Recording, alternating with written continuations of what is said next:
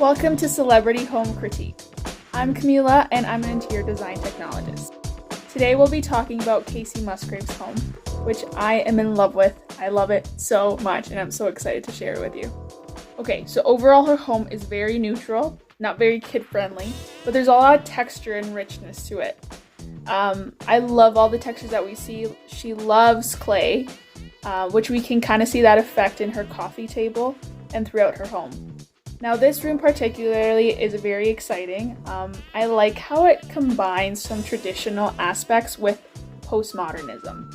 We have a coffered ceiling, which is very like antique and traditional, but then we have this cool organic sofa, and then some pieces that are just like peeping out and being highlighted.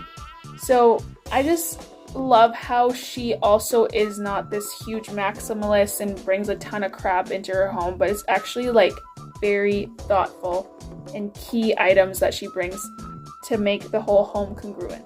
This is probably one of my favorite rooms. This is just done in a hallway, but it has some functionality and it's where she, plays around with music and it's just very feminine as well. It's colored in a dead salmon color, which is so interesting.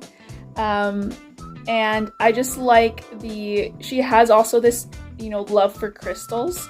So you're gonna see that throughout her home where like the coffee table is very crystal-like, and just marbleized in a way. And like it just brings a lot of warmth as well. Even though it's monochromatic, it doesn't feel overwhelming or claustrophobic because it's such a neutral to pink blush tone, right? So we don't feel so overwhelmed. It's more of a calming and serene place. Now, she's very much of a vintage seeker and also just like looking for items for herself. Her windows in this house are just so like bang on, and also the placement of furniture, like if you see it's just centered right there to that oval window. That's just a perfect way to do it. And then there's a pop of terracotta velvet, which is so beautiful and so perfect as well. That way it kind of breaks apart that white on white all the time. Her kitchen is very basic, nothing like grandeur, but maybe there's a few things that I would fix. The fridge and appliances in general could have been done in a retro white and just, played with that a little bit more, like streamlined 50s. But I really love the hood plaster. I think that's very pretty. The layout is kind of off, honestly. Like there's a little nook over there where her plants are. It could be a little bit just better laid out.